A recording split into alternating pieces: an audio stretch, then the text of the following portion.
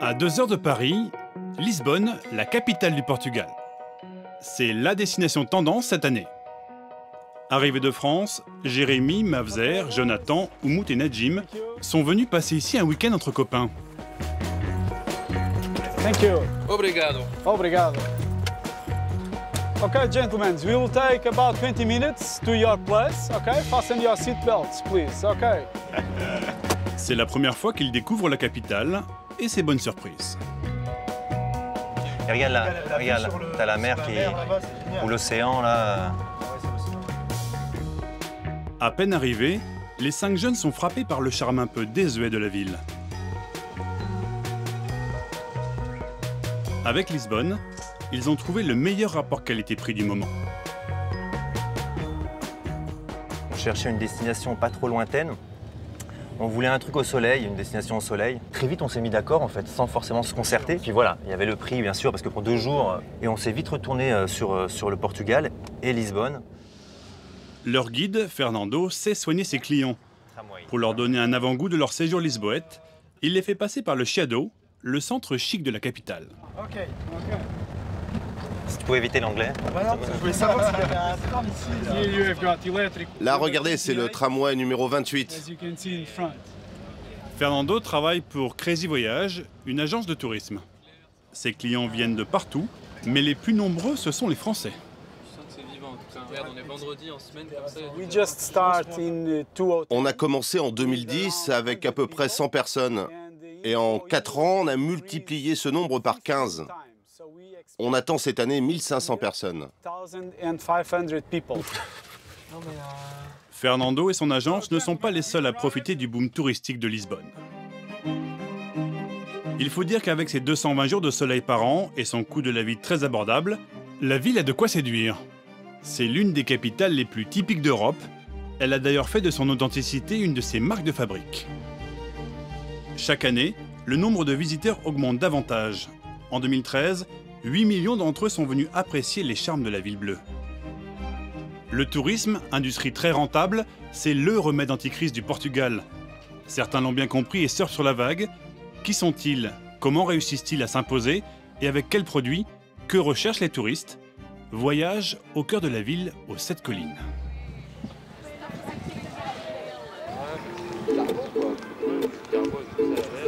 Retour avec nos 5 Français. Comme beaucoup de touristes, ils ont loué pour le week-end un appartement sur Internet. Tapas bar. Ça, c'est possible, le tapas bar. Thank you. Situé en plein cœur du Barrio Alto, un des quartiers les plus pittoresques de la ville, avec ses bars et ses restaurants, c'est un des coins les plus animés et les plus recherchés par les touristes. C'est dans cet immeuble que les garçons vont poser leurs valises pour le week-end. Je vais directement m'installer dans ma chambre si ça ne dérange personne. Un 2 pièces de 70 mètres carrés, avec une cuisine tout équipée, une chambre spacieuse, une salle de bain et un grand salon. C'est vraiment sympa. Ah ouais, la terrasse juste là, mais c'est le bar à tapas que j'ai repéré là. Juste devant là. Alors c'est comment? Ah non, c'est super et on s'attend pas du tout à avoir un intérieur comme ça quand on arrive dans la rue. C'est fou d'avoir un truc moderne qui fait aussi moderne aussi. C'est vraiment... Même l'ascenseur, t'as vu l'ascenseur? Un appartement refait à neuf et loué à un tarif imbattable. Alors pour les 2 nuits, c'est 180 € le total. Donc vous voyez, on a divisé en 5, vous divisez en 5, ça fait 18 € par personne, donc c'est magnifique. Un excellent rapport qualité-prix. À titre de comparaison, en France, un hôtel bas de gamme avec des prestations bien inférieures leur aurait coûté le double. Souvent, tu fais une concession sur l'appartement pour pouvoir participer à la vie nocturne parce que voilà, sortir, ça a un prix. Et là, finalement, en fait, tu peux avoir l'appartement bien, nickel, et profiter en même temps. On a la place, c'est propre, tu parlais de la décoration. Ils ont pensé à tout et c'est vrai qu'on va vraiment se plaire ici. On va passer 2 très belles journées, je pense. Appartement, hôtel ou auberge, se loger à petit prix, c'est un des arguments principaux de Lisbonne pour attirer les touristes. Certains l'ont bien compris, c'est le cas de ses 2 frères, Arthur et Geoffroy Moreno. Aujourd'hui, c'est une journée importante pour ces deux Français. Après 3 ans dans ces bureaux partagés, ils déménagent. On grossit, donc là on tenait à peu près à 2 dans le bocal derrière et on passe à 5 personnes en fait. Donc on a recruté 3 personnes et donc on avait besoin d'un peu plus de place.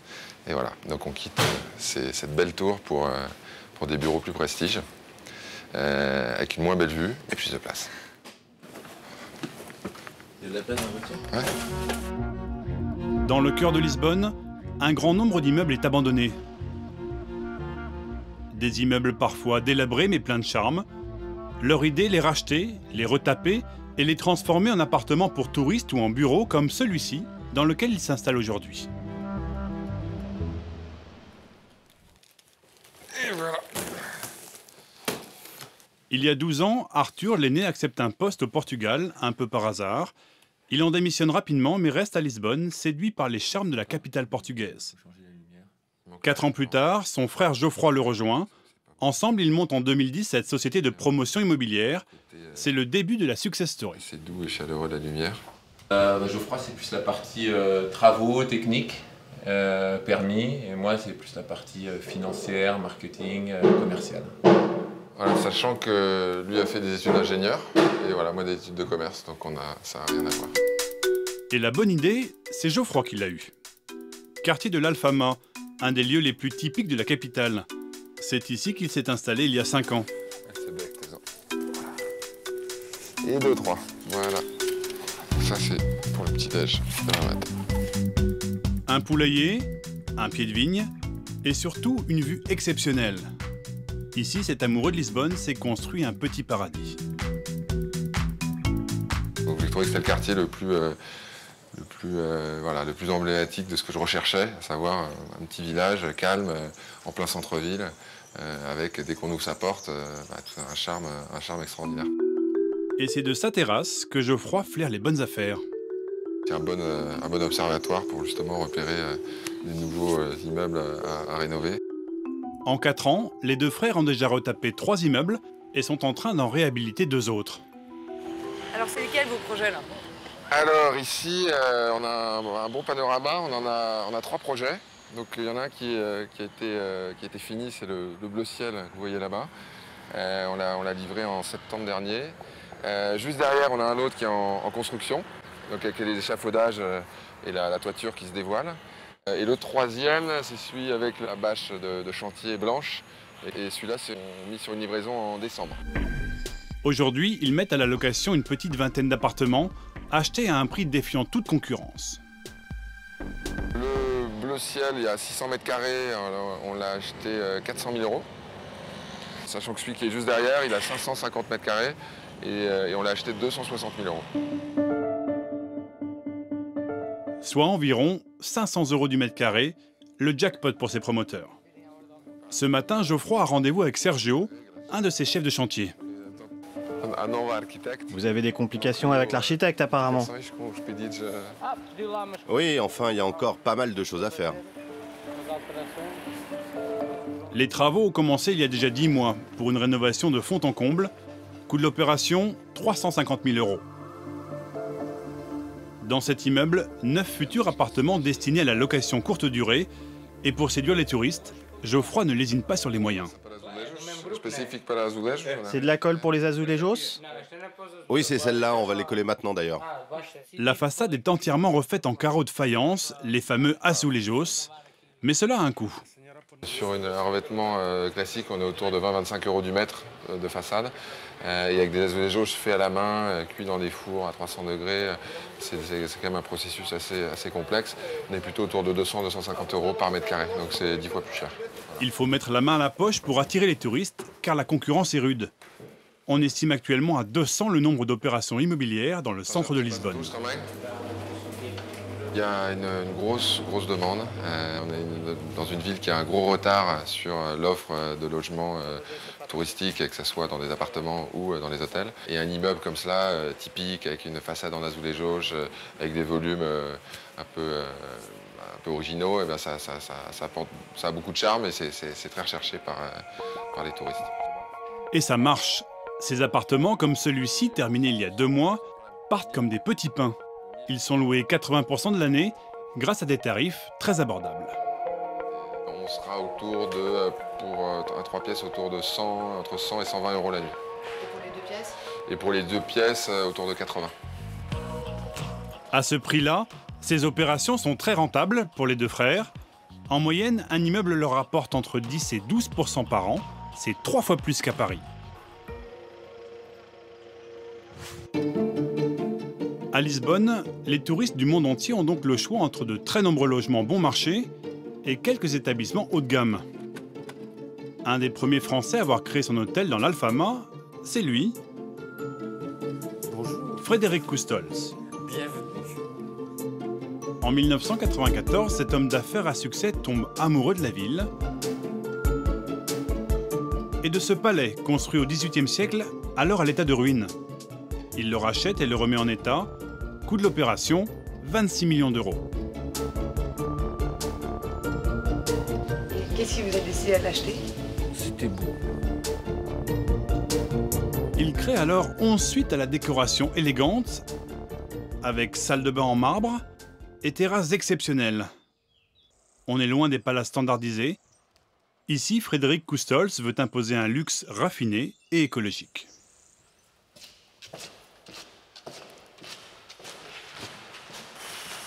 Nous n'avons pas d'air conditionné. Donc pour baisser la température, quand le soleil arrive sur les fenêtres, on ferme les volets intérieurs. Et quand le soleil change, on rouvre et on ferme. Il a fallu 6 ans et 65 personnes pour recréer ce palais, où ont séjourné des stars comme Robert Pattinson ou Jeremy Irons. Un travail de longue haleine, notamment pour restaurer ces fresques murales du XVIIIe siècle. Il y a eu 59 puzzles avec 3800 azulejos différents. Et il y a 4 personnes qui ont travaillé pendant 2 ans. On a fait des photos de chaque unité et on a joué avec ça pour reconstituer. Mais ce luxe a un prix, de 500 à 2500 euros la nuit pour une suite qui domine le Tage. Aujourd'hui, Frédéric Coustols souhaite profiter de ce boom touristique qui touche aussi les hôtels haut de gamme. Il a décidé de s'agrandir et ce matin, justement, il appelle son architecte chinois. Gao! Allô Gao? Comment allez-vous? How are you? Bien, Fine, bien. fine, fine. Il veut lui communiquer une bonne nouvelle. Le plus important, c'est que la mairie a accepté de nous vendre le terrain. Ce qui veut dire qu'on a juste à trouver l'argent et le projet devrait commencer. Collé à son palace, 3000 mètres carrés de ruines. Bientôt, mauvaises herbes et tags seront remplacés par 20 suites ultra luxueuses, un spa et un théâtre. Le petit plus pour séduire les riches touristes. Voilà, en couleur, vous avez ça. Un mélange de verre et de vieilles pierres pour un coût total de 13 millions d'euros. Le nouvel hôtel devrait sortir de terre d'ici la fin 2015.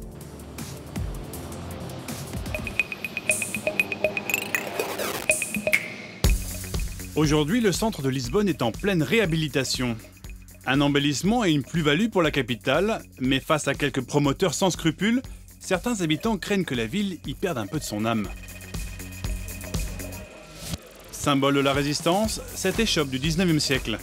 Ici, depuis 120 ans, on vend un alcool, la ginja, la liqueur de cerise typique de Lisbonne. Avec ou sans fruits? Sans fruits. Combien ça coûte? 2,70. Ce bar a été fondé par l'arrière-grand-père de Nuno, le propriétaire. Mais la belle histoire de famille a failli s'arrêter net, victime de la vague immobilière. En février dernier, un fonds de pension russe rachète l'immeuble et cherche à expulser Nuno pour construire ici un hôtel. Mais les habitués du quartier se rebellent. Mes grands-parents et mes parents venaient et je voudrais que mes enfants viennent aussi. Nuno a finalement gagné. Il garde le bar pour 7 ans, moyennant une sérieuse réévaluation de son loyer. Je préfère ne pas parler de ça. Je ne sais pas, ça peut peut-être poser problème. De combien en pourcentage? Plus de 1000%. Le loyer serait passé de 80 à plus de 1500 euros par mois. Depuis, Nounou ne décolère pas contre tous ces hôtels qui remplacent un à un les petits commerces du centre-ville. Devant ce pâté de maison qui sera entièrement transformé en hôtel d'ici quelques mois, Nounou tombe par hasard sur une affichette, symbole de la contestation. Instructions d'évacuation en cas de transformation urbaine produite par un séisme touristique. C'est la première fois que je vois ça. C'est pas anti-touristique. C'est plus une contestation du modèle précipité de construction qui est en train de s'implanter dans le centre historique de cette ville. La folie immobilière n'est pourtant pas prête de s'arrêter. En seulement 5 ans, le nombre de visiteurs a augmenté de 30%. Belém, un quartier historique à l'ouest de la ville. S'il y a bien une chose que les étrangers viennent chercher à Lisbonne, c'est cette fameuse authenticité. Dans cette boutique, les propriétaires en ont fait depuis longtemps un argument de vente. Ici, à n'importe quelle heure du jour et de la nuit, les touristes se pressent pour goûter les pastéis de Belém, la pâtisserie la plus ancienne de Lisbonne. Votre spécialité, c'est vraiment délicieux. Miguel, 31 ans, est le responsable de la communication et le fils du patron. C'est sa famille qui est propriétaire du lieu depuis 5 générations. Les gens viennent goûter un produit unique dans le monde entier et en même temps voir un peu l'histoire de ce lieu qui existe depuis déjà 177 ans. Inventée par des moines en 1837, la recette est toujours la même aujourd'hui. Miguel nous emmène dans les coulisses de la fabrication. Ici, c'est la partie de la cuisine que l'on appelle l'atelier du secret. Il y a quoi dans la pâte? Les ingrédients normaux, du lait, des œufs, du beurre, du sucre. Et le reste, c'est le secret. Ce petit gâteau aime entretenir le mystère, et c'est peut-être là la raison de son succès. 20 000 sont vendus chaque jour. 50 personnes se relaient dans ces cuisines 365 jours par an pour satisfaire la demande. Du moment où elle commence à couper et jusqu'à la fin, ça prend autour de 40 minutes. 40 minutes pour les fabriquer, mais beaucoup moins pour les déguster. Et pour bien les savourer, Miguel nous livre le mode d'emploi. Alors normalement, on met un peu de cannelle et un peu de sucre. La cannelle est liée à l'histoire de Belém, à la découverte des Amériques. Et en plus, ça va très bien avec la saveur du pastéis. Le sucre glace, c'est pour les plus gourmands. À 1,05 € le petit flan, le business est très rentable. Chaque année, Miguel et sa famille réalisent 8 millions d'euros de chiffre d'affaires. La tradition, un bon créneau. De plus en plus de boutiques s'engouffrent dans la brèche. C'est le cas de Avida Portuguesa. Huile d'olive, boîte de sardines à l'ancienne, belle vaisselle ou savon au look désuet. Ici, tout est d'origine portugaise. Le traditionnel est devenu un business, et celle qui en a eu l'idée, c'est Catarina Portas. Ça, c'est vraiment pas beau, cache-moi ça. C'est difficile à arranger quand il n'y a pas qu'une seule pièce. Ancienne journaliste de mode, il y a 10 ans, elle flaire la tendance. À l'époque, elle investit 1 000 € dans des coffrets cadeaux vendant des produits traditionnels portugais. Depuis, elle fait plus de 2 millions d'euros de chiffre d'affaires par an, et la raison de son succès est assez inattendue. Comme le Portugal s'est modernisé un peu plus tard que le reste de l'Europe, nous avons conservé beaucoup de savoir-faire, de manufacture. Et nous, les Portugais, on était habitués à regarder ça il y a 10 ans comme un truc arriéré un peu. Ah ouais, ces petits vieux qui font ces trucs. Enfin, ça va disparaître. Et moi, j'ai toujours défendu qu'au contraire, cette manufacture était un trésor qu'on avait encore. Dans sa caverne d'Ali Baba, plus de 7000 références. Et sur tous ces produits, Catarina fait entre 50 et 80% de marge. un bon business qui, selon elle, profite à tous. J'essaie de faire des prix justes. Par exemple, il y a des artisans avec qui je ne discute pas le prix. Parce que je sais, si je discute ce prix, ce produit va mourir.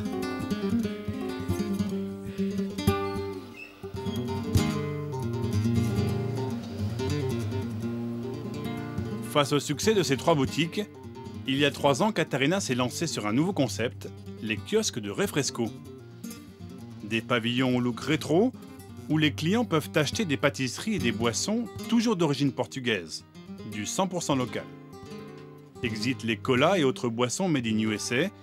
Ici, on vend des jus et des cafés à 50 centimes d'euros. Bonjour Victor, ça va bien?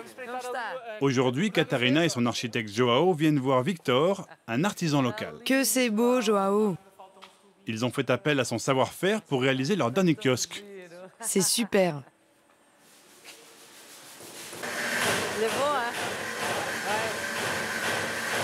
Il sera installé devant la cathédrale de Lisbonne, un endroit stratégique pour attirer la clientèle étrangère, même si Katharina s'en défend. Moi, je ne fais jamais les choses pour les touristes. Je fais les choses pour les Portugais. Et je crois que c'est exactement parce que je ne fais pas les choses pour les touristes que les touristes trouvent intéressant. Avec ces 3 kiosques, Katharina a dégagé un chiffre d'affaires de plus de 800 000 euros par an. Avant, elle devait payer des livraisons quotidiennes en produits frais pour les approvisionner.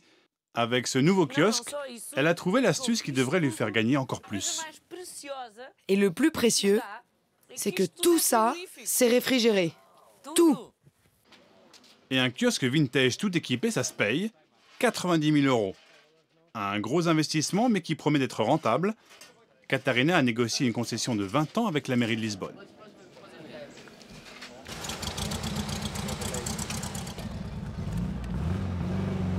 Nous retrouvons nos 5 Français. Pour profiter de la ville, ils ont loué 2 coccinelles avec chauffeur. Vous choisissez votre parcours et puis on fait ça tranquillement. Parce que on s'arrête aux principaux locaux. Ouais, ce qu'il y a à voir selon les envies des uns des autres. Un traitement de star, mais pour seulement 20 euros par personne. Et là, on dirait Marseille. Voilà, là, un petit peu, Ah, c'est super agréable. C'est super agréable comme ça d'être au soleil, d'être à l'air libre et de voir les choses d'une autre manière. On les voit autrement, quoi. Ça vous plaît?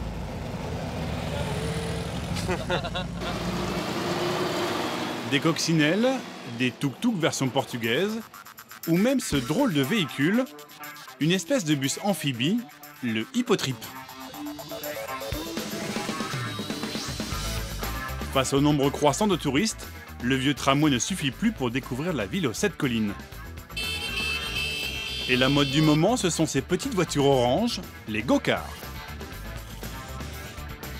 De votre côté gauche, vous pourrez apercevoir une fontaine considérée patrimoine mondial.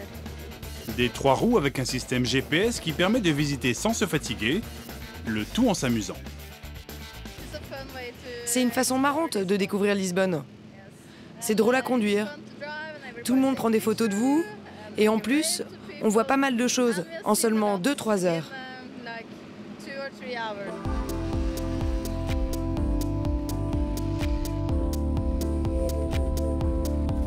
Lui, c'est le propriétaire de ces voitures, Joao, 30 ans.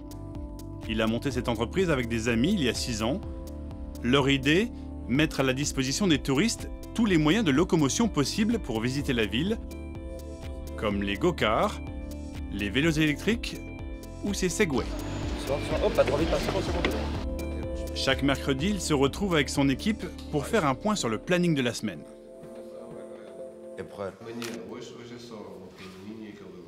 Donc demain, il y a 22 personnes et 8 personnes là. Ils font un premier parcours de 40 minutes. Ils partent d'où? Ils partent du commerce jusqu'au centre de Lisbonne.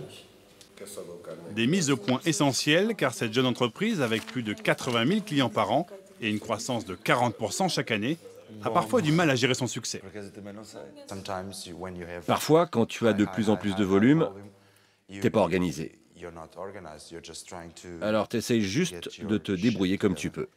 Pour satisfaire la demande, l'entreprise a passé une grosse commande, 10 go-cars et 20 vélos électriques. Joao et ses associés viennent de lever plusieurs millions d'euros auprès d'un fonds d'investissement portugais. L'aventure pour eux ne fait que commencer.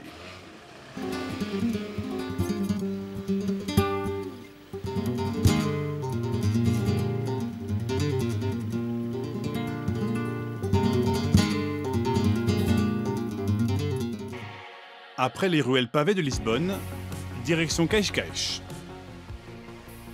Cité balnéaire située à 30 km du centre de la capitale, c'est depuis toujours le lieu de villégiature préféré des riches Lisboètes et touristes européens.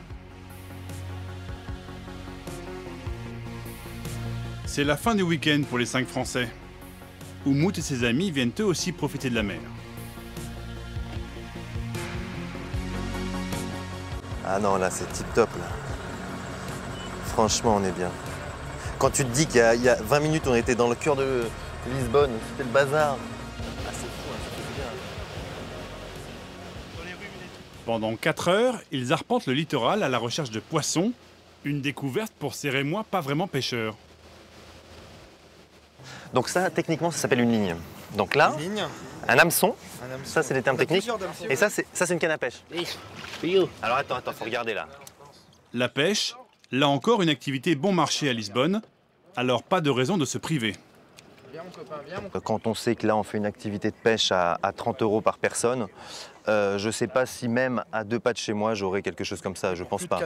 Et là, quand tu inclus ça aux autres choses, un week-end passé à côté de chez toi, en dormant chez toi, te coûterait plus cher que venir ici. J'en suis persuadé. Donc, ça vous a coûté combien tout ? Ça nous a coûté entre 350 et 400 €, vol compris, aller-retour. Un prix défiant toute concurrence, incluant toutes leurs dépenses du week-end, vol, appartement, activités, soirées et repas. Ils sont conquis. Au pur, il se passe quelque chose. Non, c'est une vague. Vas-y. Oh là là, magnifique. Et c'est le marié en plus. On voulait... Un peu léger pour le repas du soir, mais peu importe.